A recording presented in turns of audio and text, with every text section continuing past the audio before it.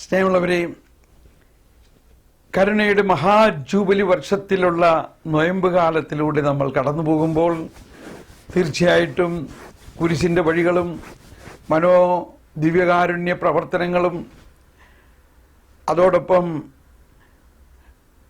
നൊയമ്പുകാല ചിന്തകൾ ധാരാളം ടെലിവിഷനിലൂടെയും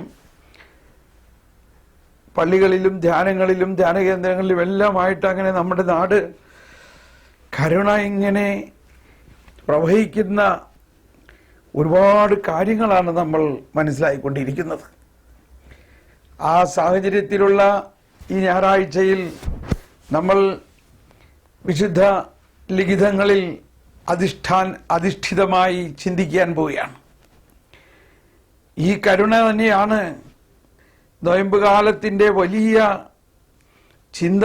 അതോടൊപ്പം കരുണയും കൃപയും തമ്മിലുള്ള വ്യത്യാസം നമ്മളിവിടെ മനസ്സിലാക്കാൻ സാധിക്കും. അതോടൊപ്പം നമ്മൾ ഈ നൊയമ്പുകാലമെല്ലാം ലക്ഷ്യം വയ്ക്കുന്നത് ഉയർപ്പ് മാത്രമല്ല, വരാനിരിക്കുന്ന ഉയർപ്പിൻ്റെ അനുഭവം മാത്രമല്ല, അതിനുശേഷം ഉണ്ടാകുന്ന പെന്തക്കോസ്തായിലേക്ക് ലക്ഷ്യം വെച്ചുകൊണ്ടാണ്. ആ സൂചനകളാണ് ഇന്നത്തെ സിറോ മലബാർ ആരാധനാക്രമത്തിലുള്ള നമ്മുടെ വായനകളിൽ നമുക്ക് ലഭിക്കുന്നത്. ഇന്നത്തെ സുവിശേഷ ഭാഗം യോഹന്നാന്റെ സുവിശേഷത്തിലെ വളരെ ശക്തമായ ഒരു പ്രഘോഷണമാണ്. തിരുനാളിന്റെ അവസാന ദിവസത്തിൽ യേശു ഉച്ചസ്വരത്തിൽ പ്രഘോഷിച്ചു യേശു തന്നെ ഉച്ചസ്വരത്തിൽ പ്രഘോഷിച്ചു എന്നാണ് യോഹന്നാന്റെ സുവിശേഷം 7-ാം അധ്യായം 37 മുതലുള്ള വചനങ്ങൾ. ആർക്കെങ്കിലും ദാഹിക്കുന്നെങ്കിൽ അവർ എൻ്റെ അടുക്കൽ വന്ന് എന്നിൽ നിന്ന് കുടിക്കട്ടെ. വിശ്വസിക്കുന്നവരുടെ ഹൃദയത്തിൽ നിന്നും വിശുദ്ധ ലിഖിതം പ്രസ്താവിച്ചിരിക്കുന്നത് പോലെ ജീവജലത്തിന്റെ അരുവികൾ ഒഴുകും. ഇത് ഈശോ ഇതുവരെ പരിശുദ്ധാത്മാവിനെ നൽകിയിട്ടില്ല. അഥവാ ആ സുവിശേഷ ഭാഗം വരെ ഈശോ മഹത്വീകരിക്കപ്പെട്ടിട്ടില്ല. ഈശോയുടെ മഹത്വീകരണം പുനരുദ്ധാനത്തിലൂടെ സംഭവിച്ചതിന് ശേഷം നൽകാനിരിക്കുന്ന പരിശുദ്ധാത്മാവിനെ കുറിച്ചാണ് പറയുന്നതെന്നാണ് അവിടെ പ്രത്യേകം പരാമർശിച്ചിരിക്കുന്നത്. ഇത് നമ്മൾ ശ്രദ്ധിക്കേണ്ട ഒരു കാര്യമാണ്. ഇന്നത്തെ വായന ഒരുപക്ഷേ പല സ്ഥലങ്ങളിലും 8-ാം അധ്യായത്തിൽ 12 മുതലുള്ള വചനങ്ങൾ കൂടി വായിക്കാറുണ്ട്. അതായത്, ഞാൻ ലോകത്തിൻ്റെ പ്രകാശമാണ്. അങ്ങനെ യോഹന്നാന്റെ സുവിശേഷം 7-ാം അധ്യായവും 8-ാം അധ്യായവും കൂടി ചേർന്ന വളരെ ശക്തമായ ഒരു ദൈവിക രഹസ്യങ്ങളാണ് നമ്മൾ കേൾക്കുന്നത്. അതോടൊപ്പം റോമാക്കാർക്ക് എഴുതിയ ലേഖനത്തിൽ 12-ാം അധ്യായം വീണ്ടും അതുപോലെ തന്നെ ശക്തമായ ഒരു ലേഖന ഭാഗമാണ്. അവിടെ പൗലോസ്ലീഹ ആ ലേഖനം ആരംഭിക്കുന്നത് തന്നെ കർത്താവിൻ്റെ കാരുണ്യം അനുസ്മരിച്ചുകൊണ്ട് എന്ന് പറഞ്ഞിട്ടാണ്. കർത്താവിൻ്റെ കാരുണ്യം അനുസ്മരിച്ചുകൊണ്ട് ഞാൻ നിങ്ങളോട് അപേക്ഷിക്കുന്നു, നിങ്ങളെല്ലാവരും നമ്മളൊരു ജീവിക്കുന്ന ബലിയായി നമ്മളെ തന്നെ സമർപ്പിക്കുക എന്നതാണ്. നമ്മളുടെ ശരീരങ്ങളെ ജീവിക്കുന്ന ബലിയായി സമർപ്പിക്കുക. ബലി സാധാരണ കുഞ്ഞാടിനെ ബലിയർപ്പിക്കുക എന്ന് പറഞ്ഞാൽ കുഞ്ഞാടിനെ അറുത്തു ബലിയർപ്പിക്കുന്നു. എന്നാൽ നമ്മൾ നമ്മുടെ ശരീരങ്ങളെ വിശുദ്ധിയിലും നീതിയിലും സൂക്ഷിച്ചുകൊണ്ട് ഈ നൊയമ്പ് കാലത്ത് പ്രത്യേകിച്ച് പാപകരമായ മാർഗങ്ങളിൽ നിന്നെല്ലാം വിട്ട് ദൈവത്തിൻ്റെ കരുണയിലും കൃപയിലും വിശ്വസിച്ചുകൊണ്ട് നമ്മുടെ ജീവിതത്തെ തന്നെ വിശുദ്ധീകരിച്ച് വിശുദ്ധി ഉള്ള ഒരു ബലി വസ്തുവായിട്ട് നമ്മൾ സമർപ്പിക്കണം. അങ്ങനെ നമ്മൾ സമർപ്പിക്കുമ്പോൾ പറയുകയാണ്, നിങ്ങളിൽ രൂപാന്തരീകരണം ഉണ്ടാകും. നിങ്ങൾ ഈ ലോകത്തിന് അനുരൂപരാകാതെ, അതാണ് ഈ നൊയമ്പ് കാലത്തിന്റെ വലിയൊരു ചിന്ത. ഈ ലോകത്തിലെ പല ആസ്വാദ്യകളമായ കാര്യങ്ങളെല്ലാം നമ്മൾ വിടണം. ഈ ലോകത്തിന് അനുരൂപരാകാതെ, do not be conform to the standards of this world. ഈ ലോകത്തിന് അനുരൂപരാകാതെ നിങ്ങളുടെ മനസ്സിന്റെ നവീകരണം വഴി രൂപാന്തരപ്പെടുവിൻ. ഈ മനസ്സിന്റെ നവീകരണം വലിയൊരു വിഷയമാണ്. അതാണ്. എന്നാൽ അത് നമ്മൾക്ക് സ്വയം സാധിക്കുന്നൊരു കാര്യം അല്ലെങ്കിലും നമ്മൾ അതിനുവേണ്ടി കർത്താവിൻ്റെ മുൻകൈ എടുക്കലോട് സഹകരിക്കണം. അങ്ങനെ നമ്മൾ രൂപാന്തരപ്പെടുമ്പോൾ ദൈവഹിതം എന്തെന്നും നല്ലതും ഉത്കൃഷ്ടമായതും പരിപൂർണമായതും എന്തെന്നും നമുക്ക് വിവേചിച്ചറിയാൻ സാധിക്കും. അങ്ങനെ ദൈവത്തിൻ്റെ കൃപ നമ്മളിൽ പ്രവഹിക്കും. അങ്ങനെ ആ ലേഖനഭാഗം ഇന്ന് അവസാനിക്കുന്നത് ശക്തമായ ഒരാഹ്വാനത്തോടെയാണ്. നിങ്ങൾ തീഷ്ണതയിൽ മാന്യം കൂടാതെ കർത്താവിൽ ആത്മാവിൽ ജ്വലിക്കുന്നവരായി കർത്താവിനെ ശുശ്രൂഷിക്കുവിൻ എന്നാണ്. ഓരോ ക്രിസ്ത്യാനിക്കും ഉള്ള ദൗത്യം ഇതാണ്. തീഷ്ണതയിൽ മാന്യം കൂടാതെ ആത്മാവിൽ ജ്വലിക്കുന്നവരാകുവിൻ.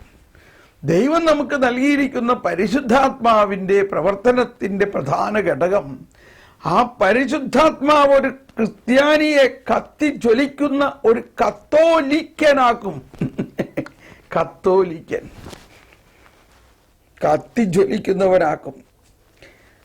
അങ്ങനെ കത്തിജ്വലിക്കുന്ന ഒരു ആത്മാവിനാൽ ജ്വലിക്കുന്ന ഒരു ക്രിസ്ത്യാനി ആകുന്നതാണ് ഈ നൊയമ്പുകാലത്തിൻ്റെ ഒരുക്കം. അതിപ്പോൾ ആകില്ല. നമ്മൾ ലക്ഷ്യം വയ്ക്കുന്നത് ഉയർപ്പുകാലവും ആ ഉയർപ്പുകാലം കഴിഞ്ഞിട്ടുണ്ടാവുന്ന പന്തക്കുസ്ത കാലഘട്ടവും. അങ്ങനെ പന്തക്കുസ്തായെ വരെ ലക്ഷ്യം വെച്ചുകൊണ്ടാണ് നമ്മൾ നീങ്ങുന്നത്. ഇതാണ് പുതിയ നിയമഭാഗങ്ങൾ നമ്മൾ വായിക്കുന്നതെങ്കിൽ പഴയ നിയമഭാഗത്തിലും 2 വായനകൾ നമ്മൾ വിചിന്തനത്തിനായിട്ട് നമുക്ക് നൽകിയിട്ടുണ്ട്. ഒന്ന് ജോഷുവയുടെ പുസ്തകത്തിൽ 9-ാം അധ്യായത്തിൽ 6 മുതൽ 16 വരെയുള്ള വചനങ്ങളിൽ പറയുന്നത്, 16 മുതൽ 27 വരെയുള്ള വചനങ്ങളിൽ പറയുന്നത് സാരാംശത്തിൽ ജോഷുവയെയും കൂട്ടരെയും വഞ്ചിച്ച അവരുടെ അയൽവാസികൾ തന്നെയായ അവരോട് അവർ കരുണ കാണിക്കുന്ന ഒരു കാര്യമാണ്. അവർ വഞ്ചിച്ചതിന് തിരിച്ച് ഒരു വഞ്ചനാത്മകമായ രീതിയിൽ അവരോട് നേരിടാതെ അവരെ ക്ഷമിച്ച് അവരെ ദൈവത്തിൻ്റെ ഉടമ്പടി പ്രകാരം അവരോട് കരുണ കാണിക്കുന്നൊരു ഭാഗമാണ്. ഇനി ഉൽപ്പത്തിയിൽ വളരെ ശക്തമായ ഒരു കാര്യമാണ്. ഉൽപ്പത്തിയിൽ 16-ാം അധ്യായത്തിൽ 6 മുതൽ 16 വരെയുള്ള വചനങ്ങളാണ് നമുക്ക് പഴയ നിയമ വായനയിലെ ആദ്യ വായന. എല്ലായിടത്തും അത് വായിച്ചിട്ടൊന്നുമില്ല, എങ്കിലും അത് മനസ്സിലാക്കിയിരിക്കുന്നത് നല്ലതാണ്. അബ്രാഹം സാറായിക്ക് കുഞ്ഞുങ്ങളില്ലാതെ വന്ധ്യയായിരിക്കുന്ന അവസരത്തിൽ അബ്രാഹത്തിൽ നിന്നും കുഞ്ഞുണ്ടാകുമെന്നുള്ള പ്രതീക്ഷയിലിരിക്കുമ്പോൾ സാറായിക്ക് തോന്നുകയാണ് എങ്ങനെയെങ്കിലും കുഞ്ഞുണ്ടാകണം. അതിന് അബ്രാഹത്തിനൊരു കുഞ്ഞുണ്ടാകാൻ വേണ്ടി സാറായി ഇതാ തൻ്റെ ഒരു അടിമപ്പെണ്ണിനെ, ഒരു വേലക്കാരിയെ, ഹഗാറിനെ അബ്രാഹത്തിനോടുകൂടി ശയിക്കാൻ വിട്ടുകൊടുത്തു. അങ്ങനെ അബ്രാഹത്തിനോടുകൂടി ശയിച്ച് അവൾ ഗർഭിണിയായി. അവൾ ഗർഭിണിയായി കഴിഞ്ഞതോടെ അവളുടെ ഭാവങ്ങൾക്ക് വ്യത്യാസമായി. അവളിലുള്ള മാനുഷികത, അവളിലുള്ള അഹങ്കാരം സാവധാനം പൊങ്ങി വരാൻ തുടങ്ങി. ഇത് ഹഗാറിന് സഹിക്കാൻ പറ്റുന്നില്ല. അബ്രാഹത്തിൻ്റെ ഭാര്യയായ ഇത് സാറായിക്ക് സഹിക്കാൻ പറ്റുന്നില്ല. അബ്രാഹത്തിൻ്റെ ഭാര്യയായ സാറായി വന്ധ്യയായ അവളെ ഇതാ ഗർഭിണിയായ വേലക്കാരി വളരെ പ്രൗഢിയോടെ നോക്കുകയും അത് സാറായിയെ വളരെ വേദനപ്പെടുത്തുകയും ചെയ്തപ്പോൾ അബ്രാഹത്തിനോട് സാറായി പറയുകയാണ്, എനിക്കിത് പറ്റുന്നില്ല. അബ്രാഹം പറഞ്ഞു, അവൾ ഇപ്പോഴും നിന്റെ തോഴിയാണ്, നിന്റെ വേലക്കാരിയാണ്, നിനക്ക് അവളോട് ഇഷ്ടമുള്ളത് ചെയ്തു കൊള്ളുക. അങ്ങനെ കരുണ ഇല്ലാത്ത പോലെ സാറായി ഹാഗാറിനെ, അബ്രാഹത്തിൻ്റെ കുഞ്ഞിനെ, മൂത്ത കുഞ്ഞിനെ ഗർഭിണിയായിരിക്കുന്ന അവസ്ഥയിൽ ഹാഗാറിനെ വീട്ടിൽ നിന്നും ഇറക്കി വിടുന്നൊരു രംഗമാണ്. അങ്ങനെ ഹാഗാർ മരുഭൂമിയിലൂടെ കടന്നു പോകുമ്പോൾ ഇതാ ഒരു നീരുറവ. ആ നീരുറവ, മരുഭൂമിയിൽ നീരുറവ, ഇത് സുവിശേഷത്തിലെയും പഴയ നിയമത്തിലെയും പുതിയ നിയമത്തിലെയും വലിയ ഒരു പ്രതീകമാണ്. മരുഭൂമിയിൽ നീരുറവ. സ്നേഹമുള്ളവരെ, ഈ മരുഭൂമിയുടെ നീരുറവയ്ക്ക് അടുത്ത് വെച്ച് ദൈവം, കരുണാസമ്പന്നനായ ദൈവം അടിമപ്പെണ്ണായ ഹാഗാറിനോട് സംസാരിക്കുകയാണ്. ഹാഗാർ, നിന്റെ രോദനം ദൈവം കേട്ടിരിക്കുന്നു. ദൈവത്തിന്റെ മാലാഖ ദൂതൻ ഹാഗാറിനോട് പറയുകയാണ്, നീ എങ്ങോട്ടാണ് പോകുന്നത്? നീ തിരിച്ച് നിന്റെ യജമാനത്തിയായ സാറായിയുടെ അടുത്തേക്ക് പോവുക. നിന്റെ രോദനം കേട്ടിരിക്കുന്നു. നീ ഒരു പുത്രനെ പ്രസവിക്കും. അവനെ നീ ഇസ്മായിൽ എന്ന് പേരിടണം. അവനിൽ നിന്നും അനേകം സന്തതികൾ ഉണ്ടാകും. അവിടെ പറയുന്ന മറ്റൊരു കാര്യം ഇതാണ്, എന്നാൽ അവൻ തൻ്റെ സഹോദരങ്ങളോട് എതിരായിരിക്കും. സ്നേഹമുള്ളവരെ, ഇവിടെയെല്ലാം മനുഷ്യ മനസ്സിന് മനസ്സിലാക്കാൻ പറ്റാത്ത കാര്യങ്ങളാണ് പറയുന്നത്. അബ്രാഹത്തിനോട് പറഞ്ഞു, നിനക്ക് മക്കളുണ്ടാകും, എന്നാൽ നിന്റെ ആ മക്കൾ സന്തതി പരമ്പര 400 സംവത്സരം അടിമത്വത്തിലായിരിക്കും. ഇവിടെ അബ്രാഹത്തിനുണ്ടായ മൂത്ത മകനെ കുറിച്ച് പറയുകയാണ്, അവൻ അവന്റെ സഹോദരങ്ങൾക്ക് ഒപ്പോസിഷനായിരിക്കും, എതിരായിരിക്കും. കണ്ടോ, ഇസഹാക്ക് ജനിക്കുന്നതിന് മുൻപ് തന്നെ ജനിക്കാനിരിക്കുന്ന ഇസഹാക്കിന്റെ ഒപ്പോസിഷൻ പാർട്ടിയായ അവന്റെ ജ്യേഷ്ഠനെ സൃഷ്ടിച്ചിരിക്കുകയാണ്. ഇത് കർത്താവിന്റെ പണിയല്ലേ എന്ന് പറഞ്ഞാൽ, ഇവിടെയാണ് കരുണ മനസ്സിലാകണമെങ്കിൽ ആ കരുണയുടെ എതിരായിട്ടുള്ള കാരുണ്യമില്ലാത്ത ഒരവസ്ഥയെ ആദ്യം അവതരിക്കപ്പെട്ടാൽ മാത്രമേ കരുണ മനസ്സിലാവുകയുള്ളൂ. സാറായി കരുണയില്ലാതെ ഹാഗാറിനോട് പെരുമാറിയെങ്കിൽ ദൈവം ഹാഗാറിനോട് കരുണയോട് പെരുമാറുകയും അവളെ തിരിച്ച് സാറായിയുടെ അടുത്തേക്ക് കൊണ്ടുവരികയും ചെയ്യുകയാണ്. നമ്മുടെ ഈ നോയമ്പുകാല ചിന്തകളിൽ ഇവിടെ മനസ്സിലാക്കേണ്ടത്, ഈ ജീവജലത്തിന്റെ ഉറവ അന്നേ ഉണ്ട്. എന്നാൽ അത് എപ്രകാരം ആണ് പൊതുജനത്തിന് വിളമ്പിയിരിക്കുന്നത് എന്നുള്ളതാണ് വിഷയം. അന്ന് മരുഭൂമിയിലുണ്ടായ ആ നീരുറവ, അതിനെക്കുറിച്ച് തന്നെയാണ് പ്രവാചക ഗ്രന്ഥങ്ങളിലെല്ലാം പറയുന്നത്. ഇതാ രക്ഷകൻ വരുന്നു. യെശയ്യായിൽ 12-ാം അധ്യായത്തിൽ 3-ാമത്തെ വചനം പറയുന്നുണ്ട്, രക്ഷയുടെ നീരുറവയിൽ നിന്നും സന്തോഷത്തോടെ നിങ്ങൾ കുടിക്കും. ആ രക്ഷയുടെ നീരുറവയെ കുറിച്ചാണ്, ആ രക്ഷയുടെ നീരുറവയാണ് കർത്താവ് ഈശോ മിശിഹ. ഹാഗാറിന്റെ മരുഭൂമിയിൽ വെച്ച് കണ്ട നീരുറവ വീണ്ടും ഹാഗാറിന്റെ കുഞ്ഞിനെയും കൊണ്ട് പറഞ്ഞു വിട്ടപ്പോൾ നമുക്കറിയാം, ഇസ്മായിലിനെ വീണ്ടും അബ്രാഹം തന്നെ സാറായിയുടെയും ദൈവത്തിന്റെയും നിശ്ചയപ്രകാരം തൻ്റെ മൂത്ത പുത്രനായ ഇസ്മായിലിനെയും ഹാഗാറിനെയും വീട്ടിൽ നിന്ന് പറഞ്ഞു വിട്ടപ്പോൾ അവസാനം ആ പുത്രൻ മരുഭൂമിയിൽ വെള്ളം കിട്ടാതെ മരിക്കുമെന്ന നിലയിൽ വന്നപ്പോൾ ഈ ഹാഗാറും ആ കുഞ്ഞിനെ വിട്ടു. അങ്ങനെ അബ്രാഹം, വിശ്വാസത്തിന്റെ പിതാവായ അബ്രാഹം തന്റെ മൂത്ത മകനെ വീട്ടിൽ നിന്നും പുറത്തിറക്കി. ഇതാ അവന്റെ അമ്മയായ ഹാഗാറും അവനെ വിട്ടു. അങ്ങനെ മരുഭൂമിയിൽ കിടന്ന് കരയുന്ന ആ ഇസ്മായിലിന്റെ കരച്ചിൽ ദൈവം ശ്രവിച്ചിട്ട് ദൈവം ഹാഗാറിനോട് പറയുകയാണ്, ഞാൻ നിന്റെ കുഞ്ഞിന്റെ കരച്ചിൽ കേട്ടിരിക്കുന്നു. ഇതാ ഇപ്പോൾ അവിടെ ഒരു നീരുറവ ഞാൻ കൊണ്ടുവരുന്നു. അവിടെ ഒരു ജലത്തിന്റെ ഉറവ അവിടെ പൊട്ടി വിടർന്ന് അവന് കുടിക്കാൻ വെള്ളം കൊടുക്കുകയാണ്. സ്നേഹമുള്ളവരെ, ഈ നീരുറവ, നമ്മൾ നീരുറവ അല്ലെങ്കിൽ ജീവജലത്തിന്റെ അരുവി എന്ന് പറയുമ്പോൾ അതിന് ശരിക്കും മനസ്സിലാവുന്നില്ല മലയാളത്തിൽ. ഉറവ എന്ന് പറഞ്ഞാൽ അതൊരു സോഴ്സാണ്.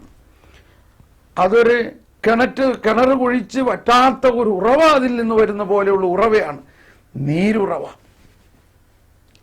അങ്ങനെ ഹാഗാറിന് നീരുറവ, ഹാഗാറിന്റെ കുഞ്ഞിന് നീരുറവ.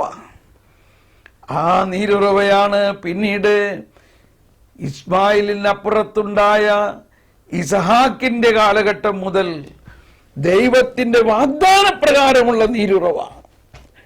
ആ വാഗ്ദാനപ്രകാരമുള്ള നീരുറവയാണ് ഇവിടെ കർത്താവ് ഈശോ മിശിഹായാകുന്ന നീരുറവ. ആ പശ്ചാത്തലത്തിലാണ് നമ്മൾ മനസ്സിലാക്കേണ്ടത്. ഈശോ പറയുകയാണ്, ദാഹിക്കുന്നവർ എൻ്റെ അടുക്കൽ വരട്ടെ, അവർ എന്നിൽ നിന്ന് കുടിക്കട്ടെ. ഞാനാണ് ഈ പുതിയ നിയമത്തിന്റെ നീരുറവ. ഈ നീരുറവയെ കുറിച്ചാണ് യെശയ്യായിലെല്ലാം പറഞ്ഞിരിക്കുന്നത്. അവർ രക്ഷയുടെ ഉറവയിൽ നിന്നും കിണറ്റിൽ നിന്നും സന്തോഷത്തോടെ കുടിക്കും. എല്ലാവരും അങ്ങോട്ട് വരുവിൻ. യെശയ്യാ 55 പറയുന്നുണ്ട്, ദാഹിക്കുന്നവർ വന്ന് കുടിക്കുവിൻ, സൗജന്യമായി കുടിക്കുവിൻ. ആ ആശയം തന്നെയാണ് ഈശോ സമരിയാക്കാരിയുടെ അടുത്ത് വന്നപ്പോൾ പറയുന്നത്. അതേ യാക്കോബിന്റെ കിണറ്റിൻകരയിൽ വെച്ചിട്ടാണ് പറയുന്നത്. ഈ യാക്കോബിന്റെ കിണർ തന്നെ നീരുറവയുടെ വലിയ ഒരു പഴയ നിയമ പശ്ചാത്തലമാണ്. അവിടെ വെച്ചിട്ട് പറയുകയാണ്, ദൈവത്തിന്റെ ദാനമെന്തെന്ന് നീ അറിഞ്ഞിരുന്നെങ്കിൽ, നിന്നോട് സംസാരിക്കുന്നവൻ ആരെന്ന് നീ അറിഞ്ഞിരുന്നെങ്കിൽ, നീ അവനോട് ചോദിക്കുകയും അവൻ നിനക്ക് ജീവജലം തരികയും ചെയ്യുമായിരുന്നു. ഓഹോ, അപ്പോഴാണ് അവൾ പറയുന്നത്, എന്നാൽ ആ ജലം എനിക്ക് തരിക. സ്നേഹമുള്ളവരെ, ഈ സമരിയാക്കാരി ഒരു യഹൂദയോ ഒരു വിശ്വാസിയോ ഒന്നുമായിരുന്നില്ല. അങ്ങനെ വിശ്വാസമില്ലാത്ത ഒരുവളുടെ അടുത്തേക്ക് ഈശോ നടന്നു ചെല്ലുകയാണ്. ഈശോ ആകുന്ന ജീവജലത്തിന്റെ ഉറവ, the inexhaustible source of the living water, അവളുടെ അടുത്തേക്ക് ചെല്ലുകയാണ്. അവൾക്ക് അങ്ങ് ഓഫർ ചെയ്യുകയാണ്, എനിക്ക് ദാഹിക്കുന്നു. ഇത് കൊടുക്കാനുള്ള ദാഹമാണ് യേശുവിൻ്റെ. സ്നേഹമുള്ളവരെ, ഇവിടെയാണ് കരുണ. അവളുടെ അവസ്ഥയിൽ യേശു കരുണ കാണിക്കുന്നു. ഹാഗാറിന്റെ അവസ്ഥയിൽ ദൈവം കരുണ കാണിക്കുന്നു. ഹാഗാറിന്റെ കുഞ്ഞിനെ ഇറക്കിവിട്ട അവസ്ഥയിൽ ദൈവം കരുണ കാണിക്കുന്നു. സമരിയാക്കാരിയായ അവളുടെ അവസ്ഥയിൽ ദൈവം കരുണ കാണിക്കുന്നു. ഇവരാർക്കും ഒരു വിശ്വാസമുള്ളവരായിരുന്നില്ല.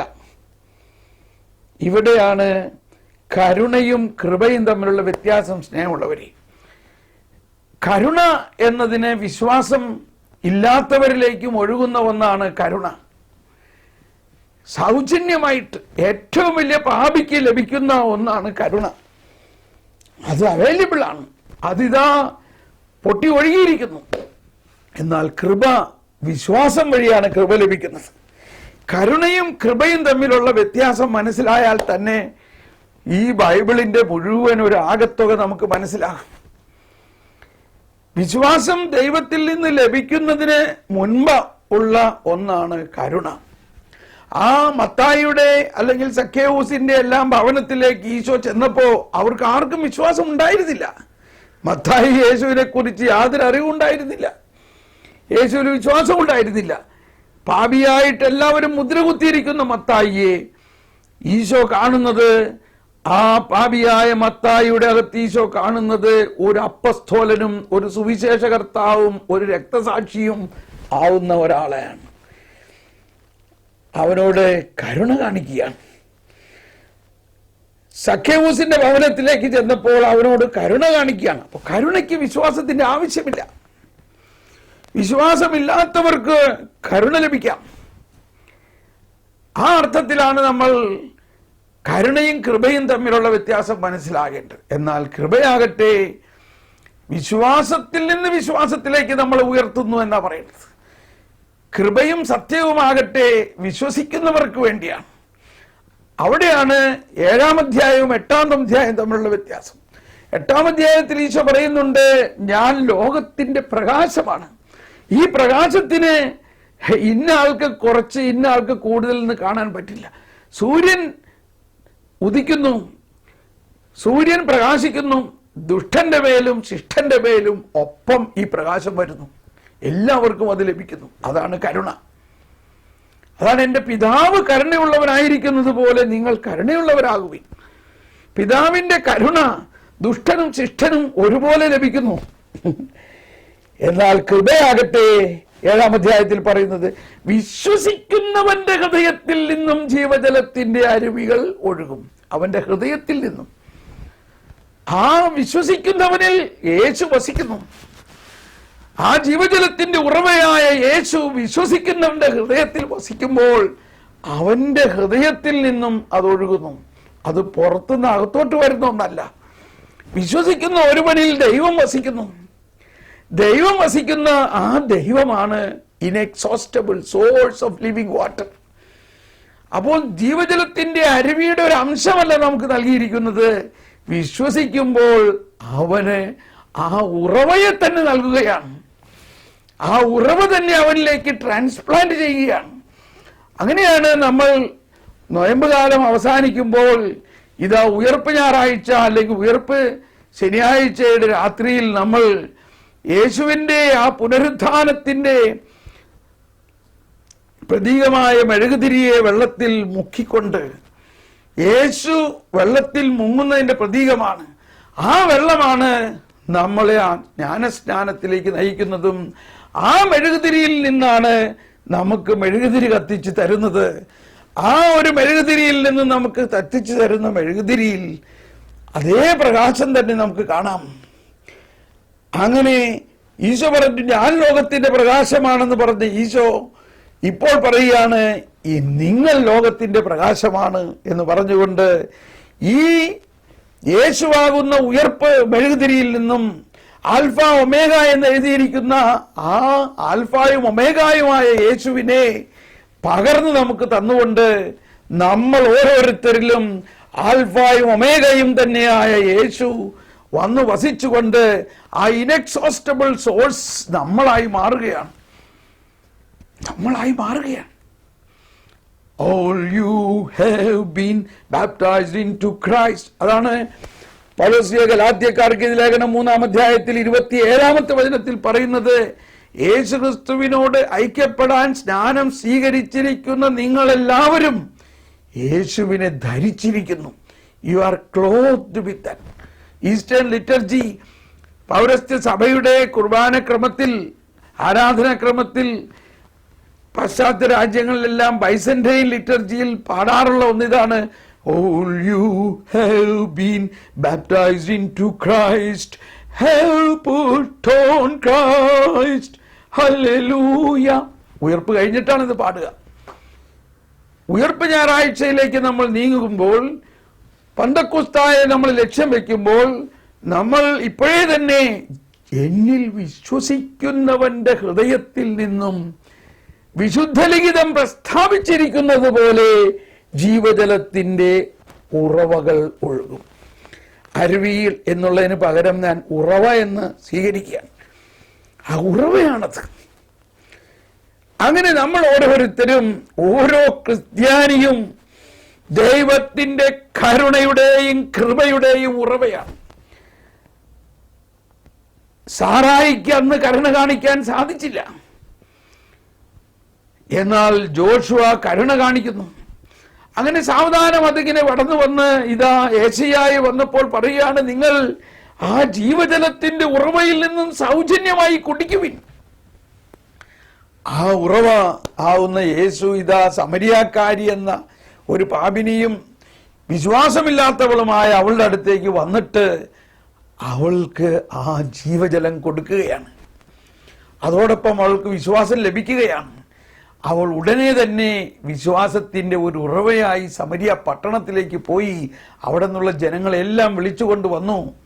സ്നേഹമുള്ളവരെ, നമ്മൾ ഈ നോയമ്പ് കാലം മുഴുവനും പാപത്തെക്കുറിച്ചും പാപത്തിന്റെ ശാപത്തെക്കുറിച്ചും പാപത്തിന്റെ തിന്മ സങ്കീർണമായ കാര്യങ്ങളെക്കുറിച്ചും എല്ലാം ചിന്തിക്കുമ്പോൾ അതിനേക്കാൾ ഉപരിയായിട്ട് ചിന്തിക്കേണ്ടത് ജീവജലത്തിന്റെ ഉറവയെക്കുറിച്ചാണ്. നമ്മളിലുള്ള പാപം നമുക്ക് മാറ്റുക സാധ്യമല്ല. എന്നാൽ നമ്മളിലുള്ള ജീവജലം നമ്മളിലേക്ക് കൃപ ഒഴുകുമ്പോൾ, നമ്മളിലേക്ക് കരുണ ഒഴുകുമ്പോൾ, നമ്മളുടെ സത്ത രൂപാന്തരീകരിക്കപ്പെട്ട് ഇതാ ഈ സമരിയാക്കാരി സ്ത്രീ അവൾ തന്നെ ജീവജലമായി മാറി. ദൈവത്തിന്റെ ദാനം എന്തെന്ന് നീ അറിഞ്ഞിരുന്നെങ്കിൽ നീ അവനോട് ചോദിക്കുകയും അവൻ നിനക്ക് ജീവജലം തരുകയും ചെയ്യും.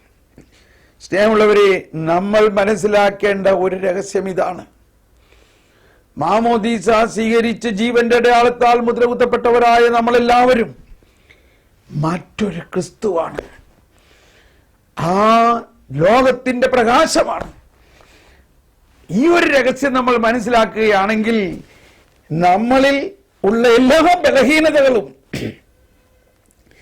രൂപാന്തരപ്പെട്ടുകൊണ്ട് നമ്മൾക്ക് നമ്മളെ തന്നെ ജീവിക്കുന്ന ബലിയായി സമർപ്പിക്കാൻ സാധിക്കും. അതാണ് പൗലോസ് ശ്ലീഹ പറഞ്ഞു വരുന്നത്. ദൈവത്തിന്റെ കാരുണ്യം അനുസ്മരിച്ചുകൊണ്ടും ദൈവത്തിന്റെ കൃപാവരത്തിൽ നിന്നും ശക്തി സ്വീകരിച്ചുകൊണ്ടും നിങ്ങളെ തന്നെ ജീവിക്കുന്ന ബലിയായി സമർപ്പിക്കുവിൻ. അപ്പോൾ നമ്മളിൽ ഒരു രൂപാന്തരീകരണം നടക്കണം. നമ്മളിലുള്ള കുറവുകളെ നമുക്ക് മാറ്റുക സാധ്യമല്ല. വെള്ളത്തിന് വീഞ്ഞാക്കാൻ പറ്റില്ല. നമ്മളിലുള്ള എല്ലാ അശുദ്ധിയെയും രൂപാന്തരീകരിക്കുന്ന വിശുദ്ധി ഇതാ കടന്നു വന്നിരിക്കുന്നു. അതാണ് വിശുദ്ധ കുർബാനയിലൂടെയുള്ള ദിവ്യ കാരുണ്യവും കൃപയും. ആ കൃപാവരത്തിൽ നമ്മുടെ പാപങ്ങളെല്ലാം കഴുകി വിശുദ്ധീകരിക്കപ്പെടുകയും ആ കൃപാവരത്തോടൊപ്പം തന്നെ നമ്മളിലേക്ക് ഒഴുകുന്ന പരിശുദ്ധാത്മാവിന്റെ ശക്തി കൊണ്ട് ജ്വലിക്കുന്നവരായി നമ്മൾ മാറും. അതാണ് പൗലോസ് ശ്ലീഹയുടെ ലേഖനത്തിന്റെ അവസാനം ഇന്ന് നമ്മൾ കേൾക്കുന്നത്. നിങ്ങൾ തീഷ്ണതയിൽ മാന്യം കൂടാതെ ആത്മാവിൽ ജ്വലിക്കുന്നവരാകുകയും.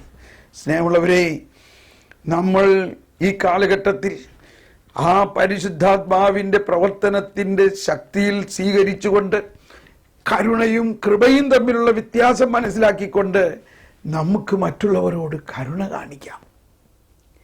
നമുക്ക് മറ്റുള്ളവരിലേക്ക് കൃപ ഒഴുക്കാം. അങ്ങനെ നമ്മൾ ഓരോരുത്തരും സുവിശേഷമായിട്ട് മാറാം. Praise the Lord.